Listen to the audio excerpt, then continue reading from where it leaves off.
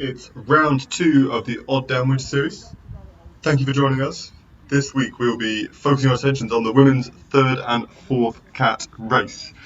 Conditions are slightly calmer than it was last week. Always exposed at Odd Down. You can see the flags fluttering in the breeze. A little bit less rain, a little bit less wind, and hopefully that makes for kinder conditions for the riders. Of course, it's the riders that make the race, and so in any conditions, we can still see fierce racing, and hopefully the riders can put on a show for us today as the riders roll out onto the first lap. They will take that top hairpin for the first time. We will wait and see who the first rider to reach out and try and put some pressure on the rest of the bunch. We've got a field of about 18 riders or so here, and third and fourth cat riders are lower category races, so riders will start their racing journey in fourth cat. So some of these riders in fourth cat will be maybe racing their first race, or certainly have only completed a handful of races.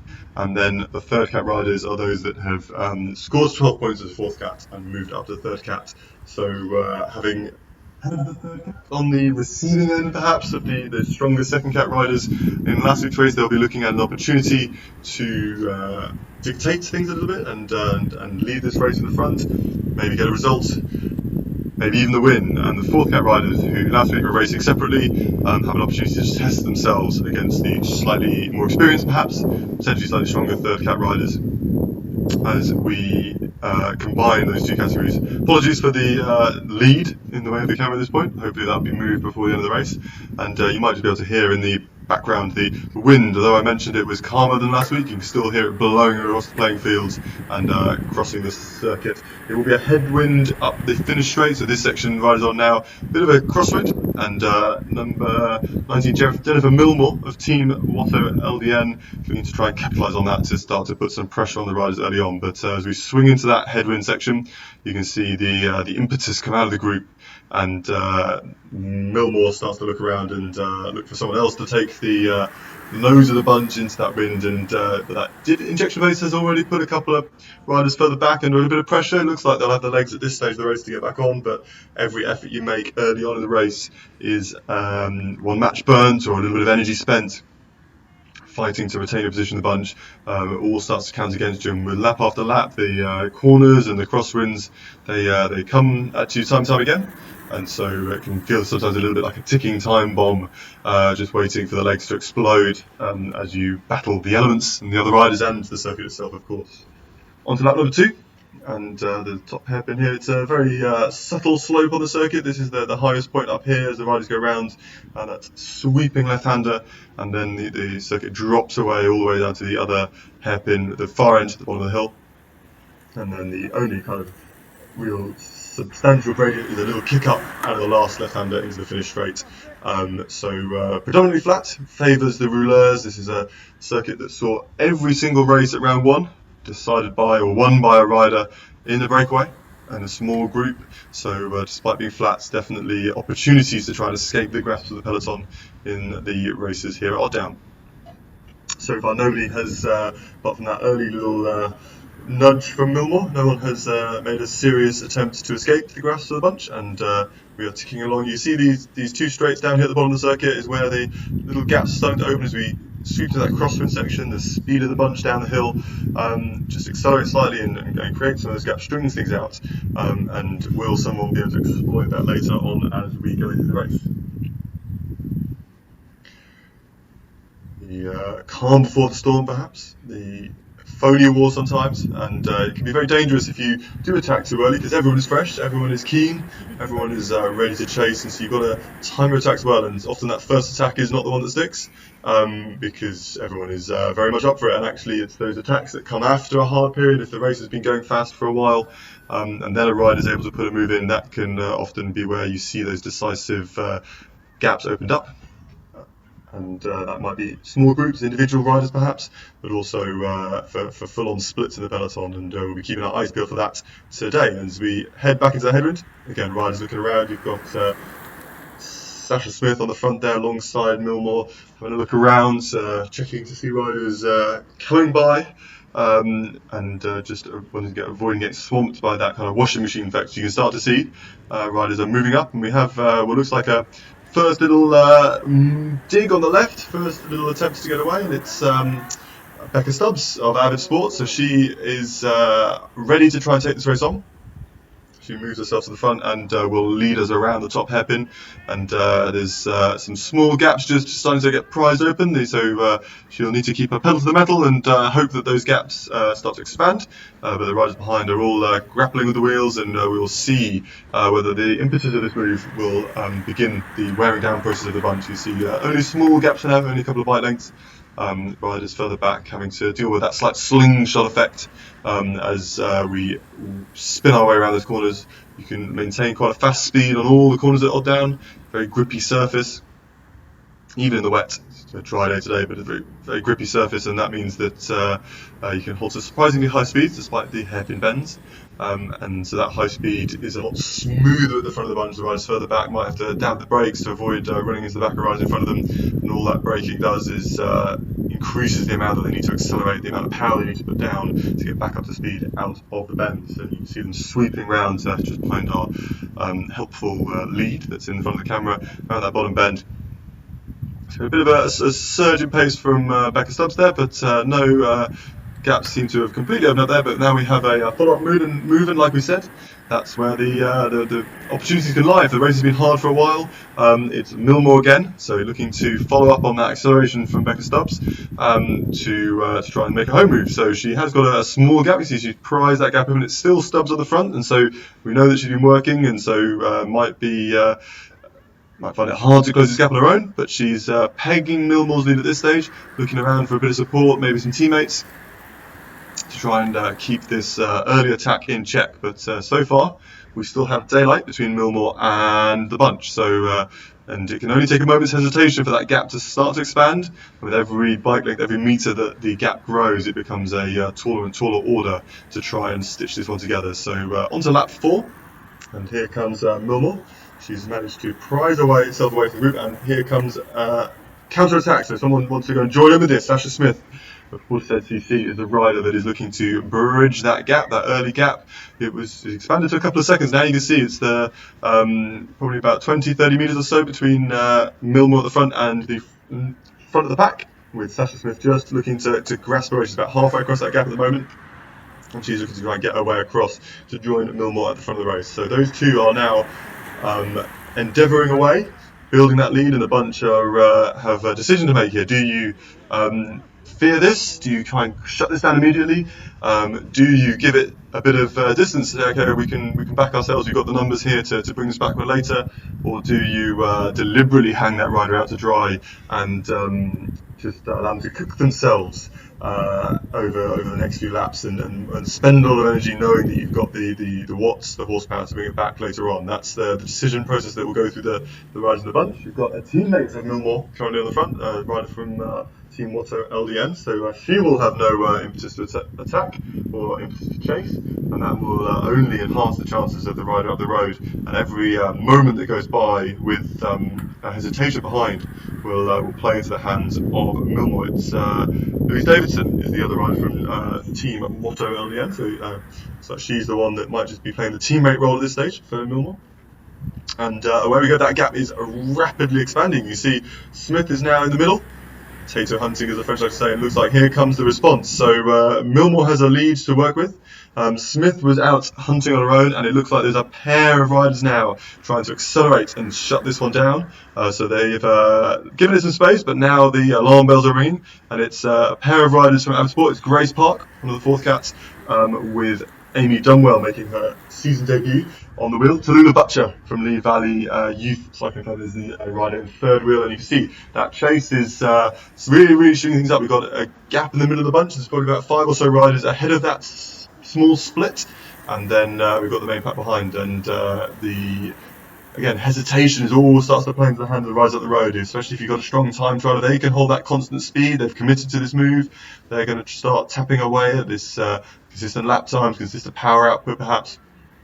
And a surge like that can bring the gap down, but then if it's followed by a stalling or a slowing of the bunch, then the gap can very quickly expand again. The most efficient way to chase is to have a constant high speed, and the most efficient way to maintain the gap if you're up the road is to have a constant high speed. You can see Dunwell now it is that takes over the front. Park has swung further back into the group, but as the riders at the back freewheel, that gives you the indication that their bunch is taking its foot off the gas, and here it goes at Millmore, building that lead, looking very, very strong, very smooth indeed. Fully committed to this move now at this point, and as the laps tick by, we're into lap 5. She made her move right at the end of lap number 3, or towards the end of lap 3. So she's already spent coming up to 2 laps out front, each lap in the region of kind of 2.5 minutes or so, 2 minutes 20 seconds, and so the time will be ticking by that she's been on her own, but she clearly looks like she's a rider that relishes riding against the wind, against herself, and at this stage one rider against the bunch indeed on her own. So a tidy advantage opening up, and we seem to see alarm bells ringing a lap ago as the surge came to try and close us all down. Was not enough to do any damage to that gap. In fact, the gap has only expanded as time has gone on, and it looks like we have the next little acceleration. We have a pair of riders, it seems, in the distance coming off the front of the bunch. So Millmore, like I said, she seems to be a rider that relishes this opportunity to race on her own, but if she is already feeling at the leg, she might look behind and say, oh, 2 riders might be helpful. It's another pair from Avid. Becca Stubbs, who was the rider that was riding the front as Millmore made her move a few laps ago, and Amy Dunwell, who has already been nudged her way off the front of the bunch already. So that pair of riders are now in the middle of the gap, chasing down Millmore, and they have a decent, a small but workable advantage on the pack behind. You see Millmore just coming out of that top right-hander, and we have a third rider from Avid looking to join that pursuit. So team collaboration.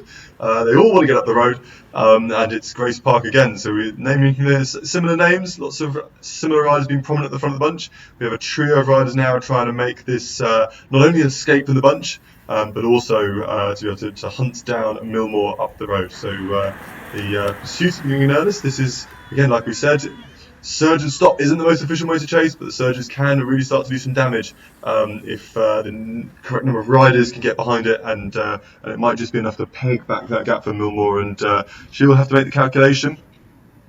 Does she really believe that her move will stick to the end, in which case she needs to ride a time trial, knowing that she's got probably in the region of another 25, 30 potentially minutes of racing left to go. The riders behind might be looking at that gap and using her as a marker, or there might be nothing they can do, and they are left racing for second as she blasts away off into the distance. And the distance is where she is now.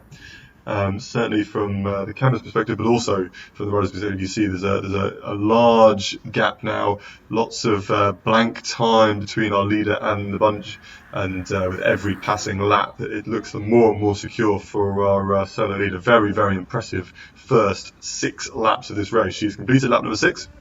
On to lap number 7, and the bunch are not in sight at the moment. So that gap that you see again, we saw a surge in the pace, but if it's followed by a stall, then it only aids the consistent riding of the rider, in this case single rider, or if you've got a small group of riders up the road. So coordinated chase required at this stage to close down a gap of this size, and at the moment the bunch has not proved capable of coming up with that coordinated chase as Millmore goes out of shot.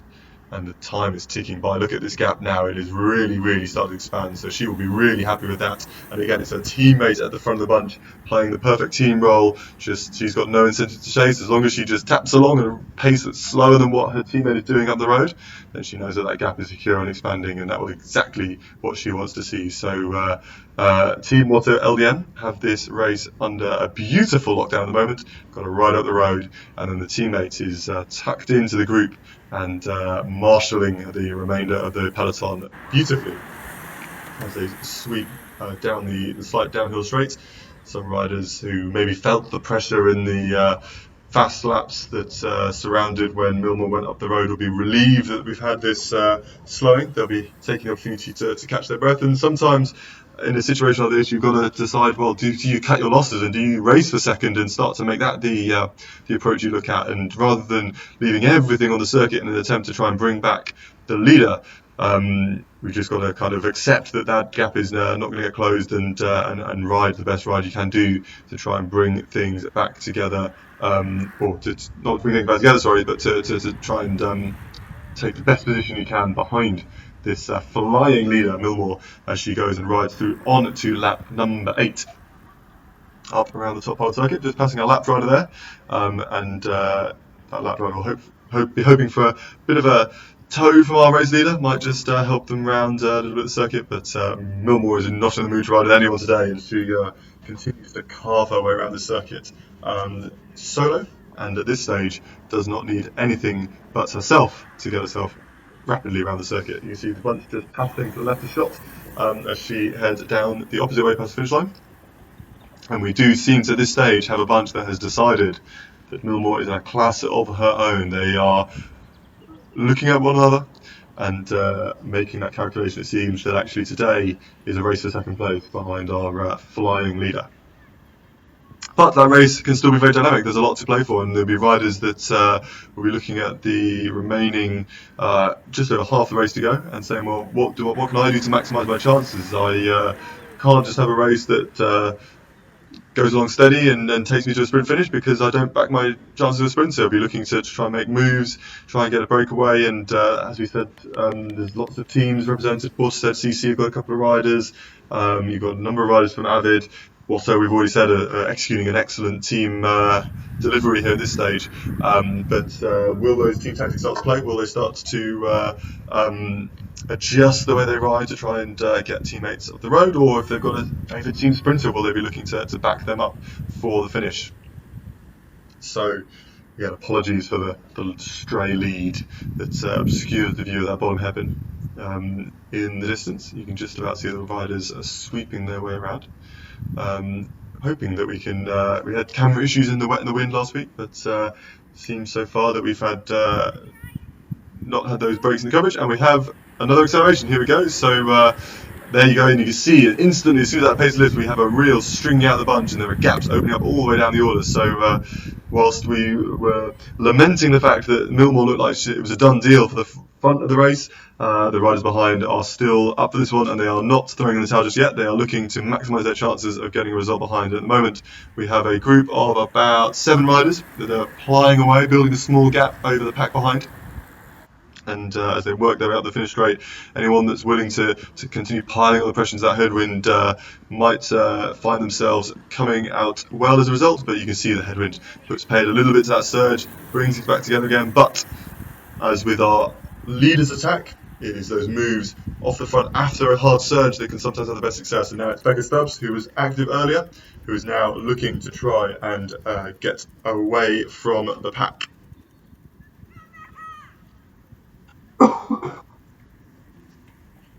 She's joined by Bethany Bennett from JLC Interval, young junior rider looking to make the step up into adult racing, and so far has handled herself with real aplomb. She's tucked into the wheel there, into second wheel.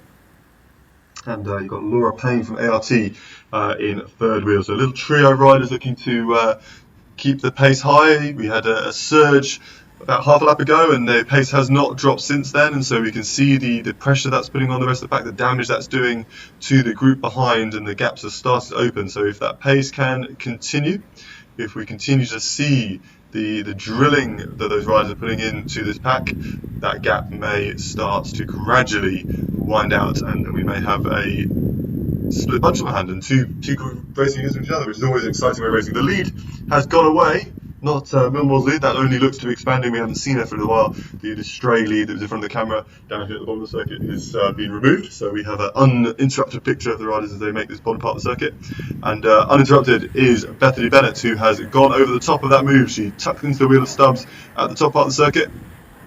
And again, as Millmore did early on, capitalising on the work of the avid rider to keep the pace high, Bethany Bennett feels like this is a good opportunity to try and crack the elastic, snap the elastic, and get clear of the bunch. So here she goes up the finish straight. She has got daylight behind, but it looks like it is Laura Payne from ART that is the rider that's most determined to try and bring this one back together. She is working hard to that headwind to stitch things together, bring Bethany Bennett back into the fold of the bulletin, but you can see still very much strung out behind. It is a real concerted effort. We've had just over a lap now of consistently fast riding, and we just get that regroupment as Bennett is brought back into the race at the start of lap 10.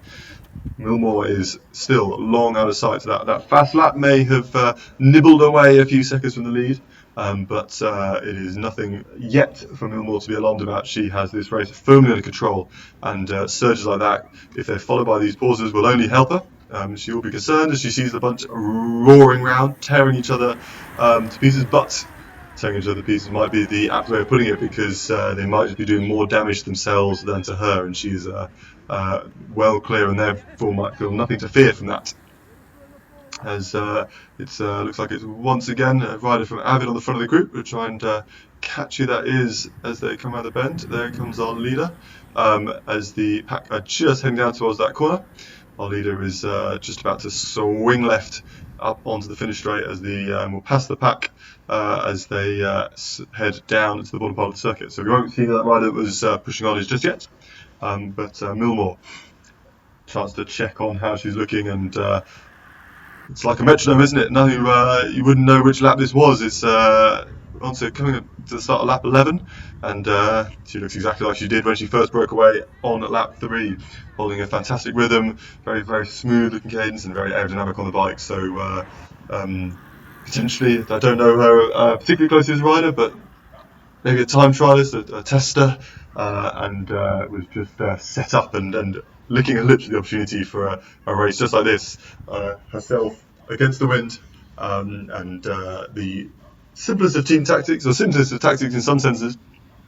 It's a very tough, a very brutal way to win a bike race, but she may even be enjoying it at this stage as she looks across and sees a lead that is approaching half a lap. So half a lap, the lap of odd down is just under a mile, 1,500 metres. So she'll be looking across that gap saying, I've got about 650 or 700 metres in hand now over the pack. That is a lead that I think I can work with, that I'm happy with. And again, as we said, the team tactic being exemplary, it is her teammate now from Team Awotto LDM that is on the front of the bunch once again as they head into the headwind. So she has no impetus, no desire necessarily to bring this one back together. The rider that we saw pushing on as the cut away from the pack a lap or so ago, nothing has come of that. But having said that, across the commentator, we have another move instantly, and coming off the front of the pack as we go around that top hairpin is Josie Harcourt from Avid Sports. So she's had a lot of her teammates, Amy Dunwell, Grace Park, Becca Stubbs, have all been active at the front of the bunch, and now it's Harcourt's time to try and get away. Laura Payne, being very active in the last few laps, is the rider trying to bring her back into the fold. But Harcourt is a very powerful rouleur of a rider, and she is charging off into the gap to try and start to eat away at the lead of Millmore, but potentially also just getting herself clear of the bunch. And it's still Payne, the rider that is closest to her. She's got a teammate of Harcourt on the wheel, Amy Dunwell, who will not be assisting that pursuit, so she'll be there to back up her teammate that's now got a bit of a lead on the bunch. So the pack is still working on responding. It looks like there's far from a secure gap like Millmore has for Harcourt, but early days yet, and she is clearly committed to this move and is persevering hard out of that bottom hairpin to get herself up to speed to try and carry it all the way down this straight. And you see that Payne and Dunwell have been brought back, and the bunch is still whistling along, and it is putting a bit of pressure on Millmore's teammate at the back here, but she is still very much in touch, Louise Davidson. And here comes Harcourt at the finish straight, so hitting that headwind for the first time. Come on, you can do it. Since her attack, first time she's been into the wind, and that's the nice thing about attacking at that top hairpin. When the conditions like this, it gives you a substantial amount of time riding with the tailwind, the crosswind, where it's a little bit less of a disadvantage on your own than it is into this headwind. This is the toughest section for solo riders. We've seen Millmore make it look very easy, but it is by no means an easy task to try and hold off a pack of riders into the wind up this finish straight. So Harcourt is taking that on at the moment.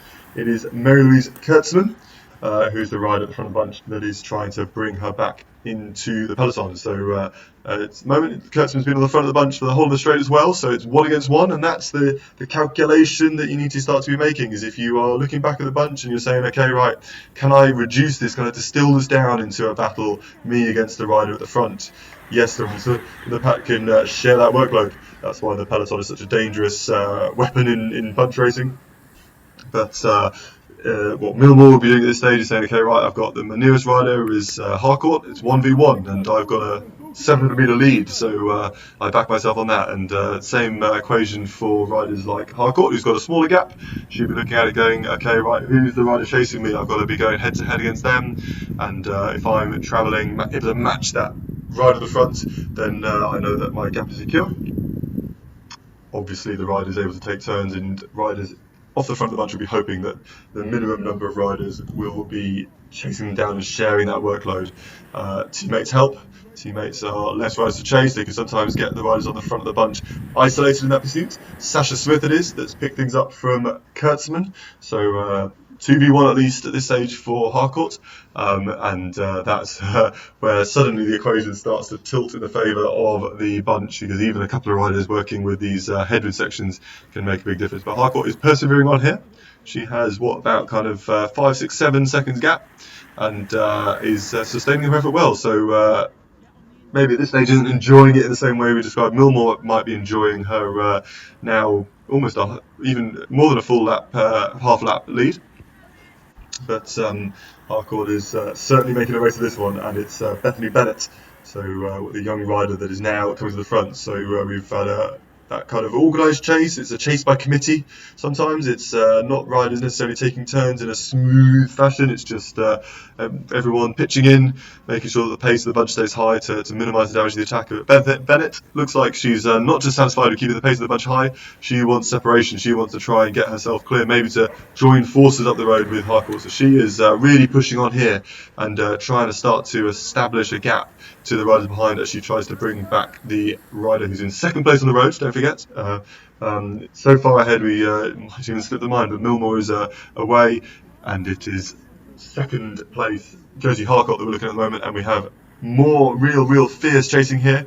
A little split in the group, little trio of riders starting to get clear. Looks like a couple of Harcourt's teammates in there. Whilst it's 3 riders just behind her, it looks possibly like Laura Payne again, being very active in this kind of middle phase of the race. That might be the rider chasing her down. We're on to lap 13 of 17, so we are a substantial way through this race, and we will start to see ourselves approaching the finish very shortly. And those final few laps where tactics will start to come into it, and riders will maybe think about preserving some energy, and that's where Harcourt has to look at persevering with the gap, even if it's a very tenuous one, a very small one like this. She will essentially start to believe that, okay, I've only got a few metres lead, but if we get into that last 3-4 laps, like we are now, and riders start to hesitate and worry about their own sprints, then that small gap might suddenly be enough to see her stay clear. So we head up into that headwind section. She will have to convince herself of all that positivity now as we do work into that headwind, and we proceed on to the next lap. So Harcourt takes us round. Lap 14 of 17, so we are reaching the kind of denouement, the crucial moment of this race. Crucial moment of the race was a lot earlier, it seems, for Jennifer Millmore, our leader. She is about half a lap clear, so a minute or so's lead on Harcourt and the rest of the bunch.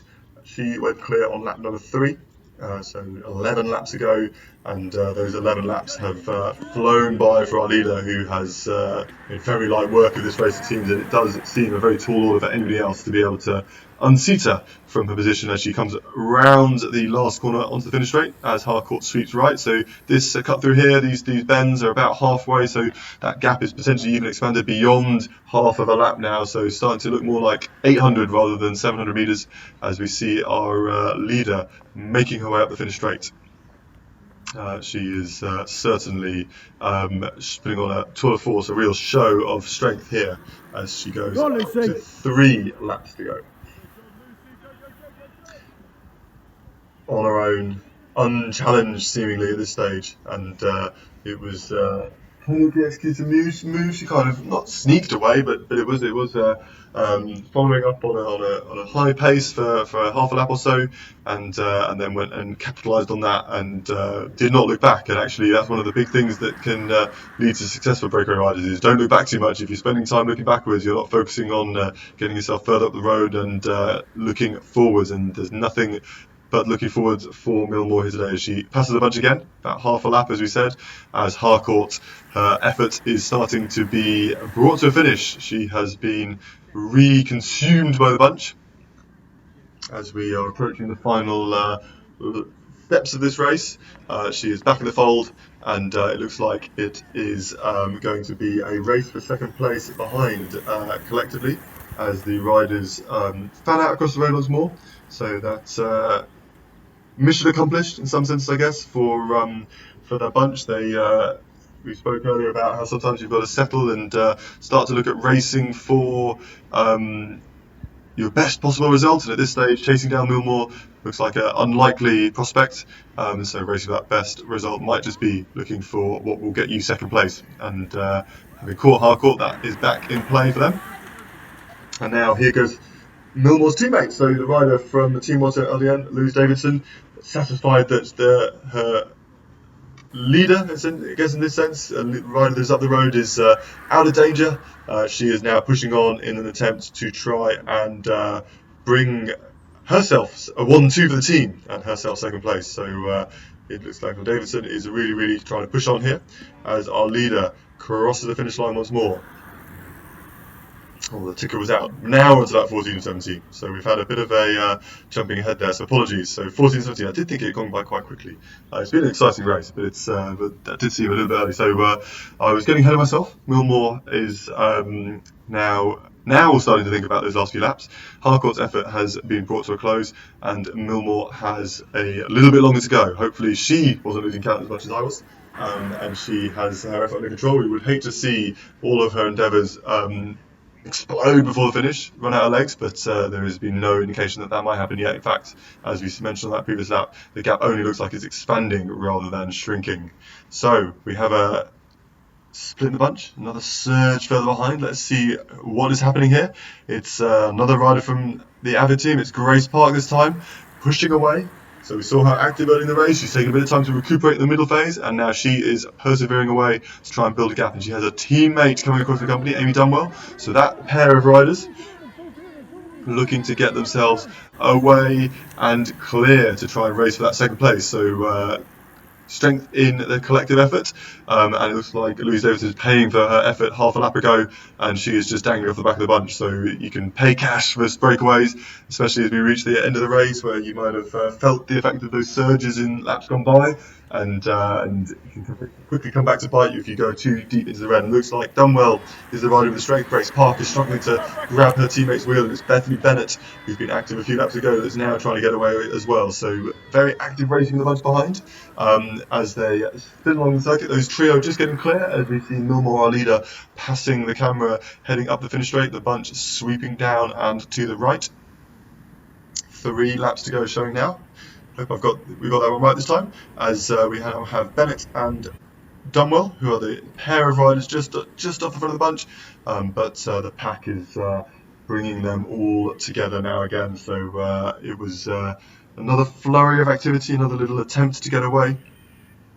I think it was Claire Ablett this time that was the rider that was doing all the work to try and stitch things together, and has been successful in doing so. So we are all together for racing for second behind the leader once again. So that flow of activity has not been able to upset the status quo.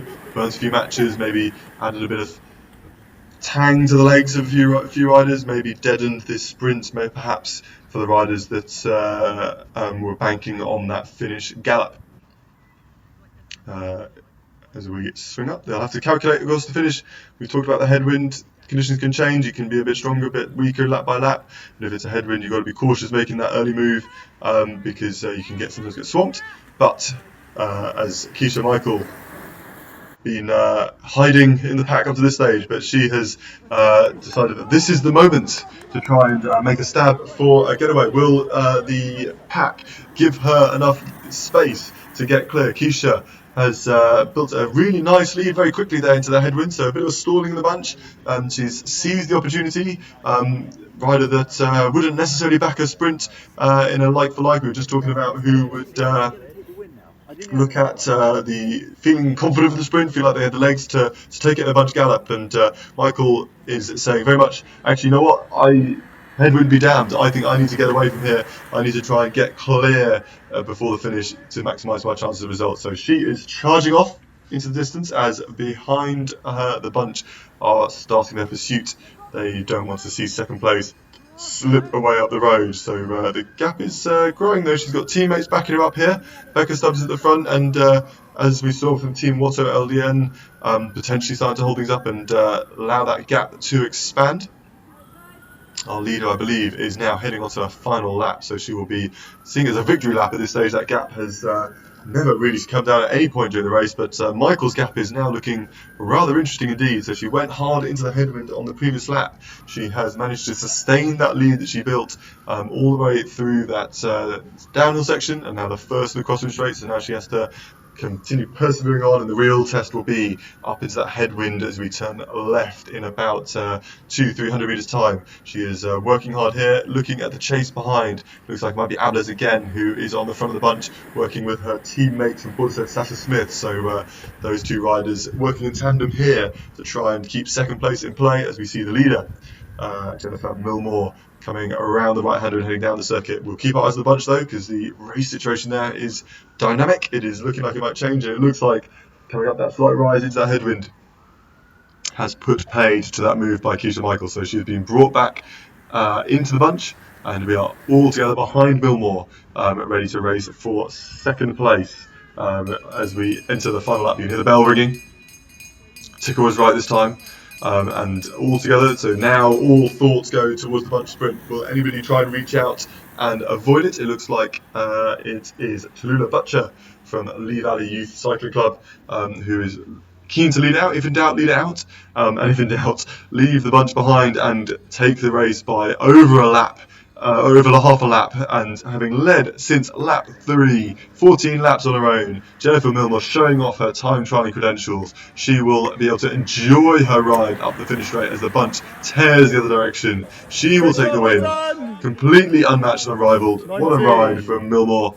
A real show of strength, a real show of force, and a well-deserved victory. So well done to Jennifer Millmore, Team Watto LDN, and we now cast our eyes to the bunch, racing for second place. Who will it be that can grab that second spot on the podium and take the honours from the bunch sprint? So you see the washing machine effect as riders start to battle for position, and the riders who find themselves at the front of the bunch can get swamped by riders moving up on either side. The corners can be an opportunity to move up. You might have riders dive bombing up the inside. We've mentioned the headwind. Will anybody reach out early and try and get a surprise move on the bunch before they come into that finish straight? So here they come, one turn to go, and it looks like it's Grace Park from Avid Sport and Mary Louise Kurtzman who are battling for that position at the front of the bunch. It's Grace Park that kicks on, so she is going for a long one here. She's a long kind of 20-30 seconds left or so once they come at that final bend. So here they come up the slope. It can sap some momentum, but it's Grace Park still leading. She takes a look over her shoulder. She's kicking on hard. It's Bethany Bennett comes across the wheel. So the rider for JRC, Interflon, it's now powering clear of the pack. So it's Bennett that takes second place. Grace Park holds on for second. And then Laura Payne from ART shakes her head in frustration. She thought she had a great chance in the sprint there, and she comes across in fourth place. So fourth in the race, third in the bunch. So there we have it. The women's 3-4 race. A convincing win for Jennifer Millmore of Team Watto LDN. Early breakaway, unmatched, and built a huge lead, well over a minute over the pack. It was a convincing second place for Bethany Bennett, who swept through the final straight. Grace Park, early jump, getting her third place on the result. Hope you enjoyed the race. We will see you for round 3 next week, and have a wonderful rest of your weekend.